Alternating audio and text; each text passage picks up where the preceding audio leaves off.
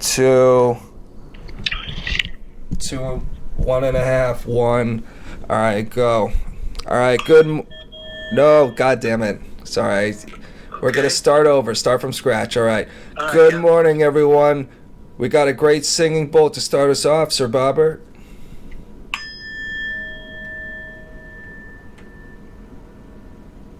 And good morning. And good morning to the world. So we've already written down our agenda for today. I'll just run through it real quick for the audience. We have a couple tidbits from Bob. I'm not sure what the second one is, but I know the first one is Misophonia. Am I saying that right? Yep. And I have 2 date stories from yesterday where my heart got annihilated. So that'll be fun. And strong word. And I'm glad I'm like lying down for this one. I really would be on the couch, you know, if we were meeting in person. Also have a bit what I described as a heart attack story, which will probably not even be featured on this podcast, but we'll talk about it between Sir Bobbert and I for sure. And if we have time, I might have a little history story tidbit at the end. So that's our agenda for the day. Nice, I like tidbits. Yeah. So, whoops, sorry, I lost you. Yeah.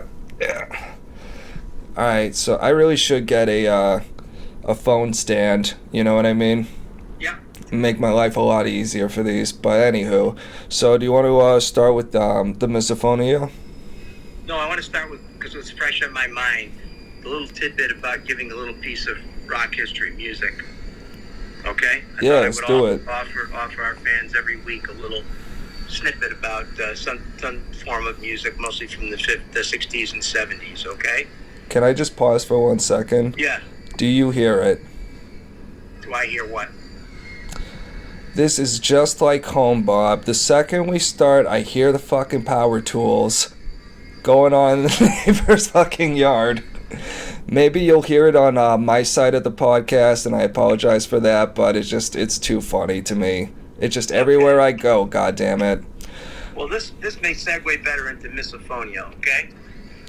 Because misophonia is a term that I came across that I really hadn't heard before as a clinical condition, but it basically has to do with someone's inability to tolerate certain sounds, and that, you know, how that might affect, you know, one's relationships, workplace behavior, and so forth. And basically, what it is it's sort of a neuropsych kind of issue. And I'm just going to read this guy as he reviewed it. He first talked about it in 2018 in Frontiers in Neuroscience, and her name, Jennifer Brout, PhD, and based on research they had done that hasn't been evidence-based yet, but sounds or visuals from the outside environment register in an individual's brain and immediately activate the fight or flight response.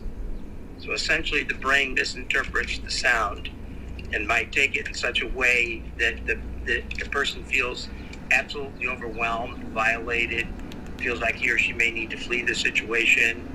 And those sounds can be anything from what you're listening to outside, to people chewing gum, the way people eat, the way people sniffle.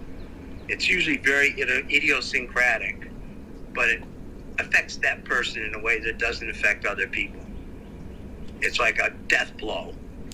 And I am so glad I am learning this word today, because I don't know if you can tell, Bob, but the gears in my head are really turning as so many things come to mind. The first thing was just the Lord of the Rings, the Nazgul, when they're riding on the fucking dragon things and they're shrieking and everyone's covering their ears and like freaking out and can't handle it. But that's how basically my Yanni reacts to everything. Okay. Everything. Can you stop fucking moving around? Right. Can you stop breathing? Can you stop? So Yanni reacts to things like that, certain sounds in his environment. Oh, for sure. And it's really come full circle to me because, you know, my poor grandma on my dad's side, God rest her soul, We used to visit her when I was very young in North Carolina, and we would stay at her house, and we'd go to like Dollywood and have a great time and everything. But, you know, there was one evening where it was me and my dad and my little sister Hermione. And you know the game Yahtzee with the dice? Yeah, yeah. We're all just sitting around just playing Yahtzee, just doing whatever. And it became a meme, ever after for us. But, she like was just kind of rattled by all the dice rolling and said Yahtzee makes me nervous. Perfect description of what this is. Yeah, so This condition is. I mean that kind of really nails it. So misophonia, that's actually what I'm gonna remember. Yeah, I first saw it, didn't know what it was when I was running programs for emotionally disturbed kids in the schools. And, one day when I was observing in the classroom, some kid screamed out, "Stop it! Stop it! God damn it! I can't take it anymore!" And everybody kind of looked at him, and he was reacting to the way that this teacher was shuffling her feet under the desk, made a certain sound, was driving him crazy. Yeah.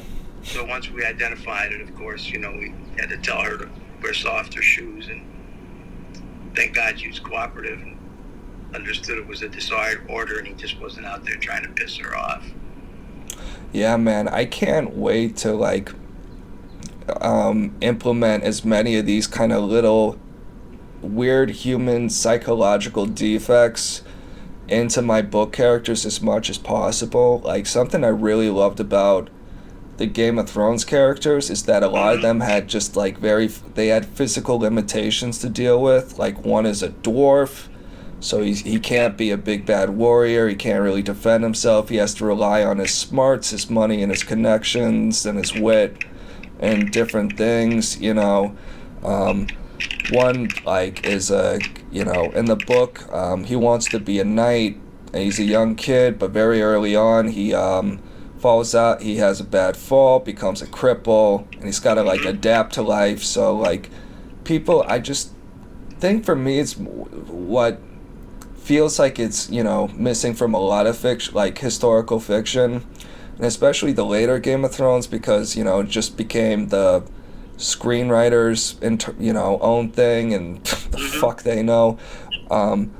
Or even another great example is there's a little girl who has this disease where half her face is like rock, basically. It's like a leprosy kind of thing. But for me it just feels way more realistic to have more of these kind of both these physical and mental things left and right. And for me, what I'm really always been curious about is how these sort of ancients and very pious, usually a lot of pious, superstitious people would react to the psychological mental stuff. Okay. And up were they? I don't know. That's what I want to explore. Okay. Yeah. A lot of it was through rejection and isolation. I'd imagine. Some of it may have been interpreted as a religious sign. This person was gifted with this anomaly for some reason, and they perceived it as either good or evil. If they perceived it as good, that person received some privileges and advantages that others didn't. So, and you see a lot of these I don't know, deformities is the best word, but you see a lot of that in those kind of films that depict those eras. Yeah. There's I don't know if it's actually historically accurate because it's the HBO Rome series and not something I read in a book, but apparently Julius Caesar would have seizures or something. He had to just really hide that and cover that up because who the hell is going to follow a man who's cursed by Apollo or whatever? Right. It's crazy. But anyway, so did you want to give you a little term, throw into your writing or your whatever you're doing? For sure. The part that's not mentioned at all in this article that piques my interest is the whole notion of these forms of torture that involve sound waves or some things that people can't see, but they affect the brain in a way, and now it's been very current that the government has recognized that those things have happened to some of those people over the last few years. So I have an interest in that, specifically for that, from that perspective as well. Yeah, man, the invisible stuff is really, like, the sensory kind of stuff is kind of really scary because it's so different, like, beyond sort of perception. Like, just the, oh god, I've been binging all these animal videos lately, but I can't remember which one it was, but basically they can see, like, ultraviolet light and things that we can, and it's like, Right. how do you even wrap your head around that as a human? Like, what does, what the hell does ultraviolet light look like, you know? And Right. when you, like, bats can hear at certain frequencies and all the, and like the different scents and smells and just all the super radical weird differences, where we really got the short end of the stick of everything except opposable thumbs and creativity. There you go. And the last thing I have to say about that, but that kind of ties in as well to things like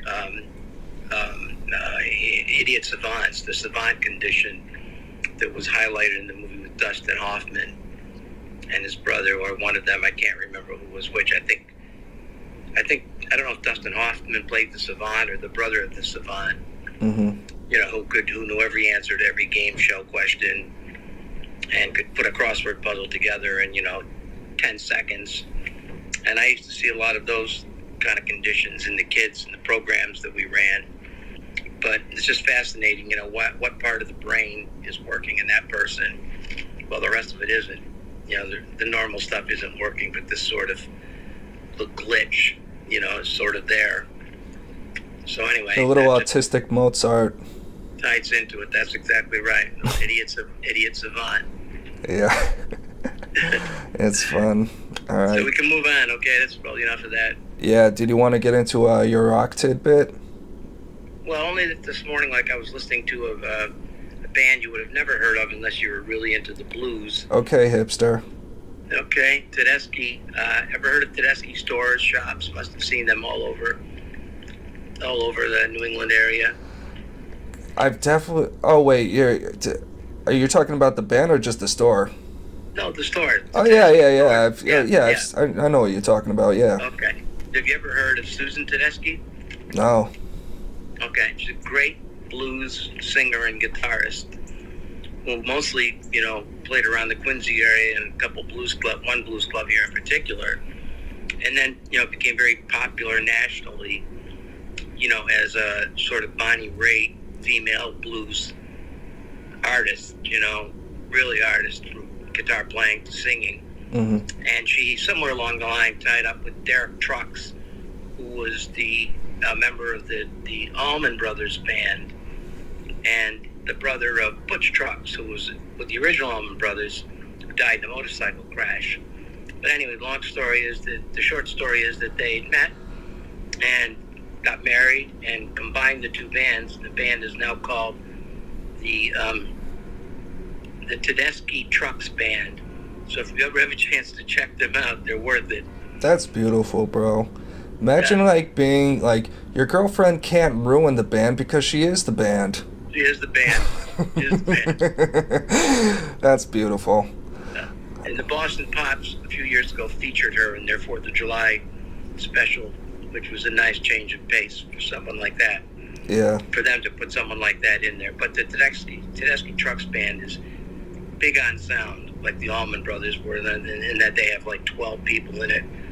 A lot of extra percussion, extra guitars, and things like that. You got that big orchestral feel to it, right? Yeah, so it stretches the traditional blues. Yeah. But anyway, that's just my little tidbit that occurred to me as I was listening to it this morning. Awesome, bro. So do you want to transition to a new agenda item? Oh, yeah, definitely. All right, I'm going to just... I don't have any other tidbits. One may come to me as we move along here, but... Oh, yeah, whenever if anything comes to mind, bro, anything's fair game. Fuck this agenda. We don't gotta be married to it. So I'm just gonna pause the tape just because it'll be easier to edit. Okay.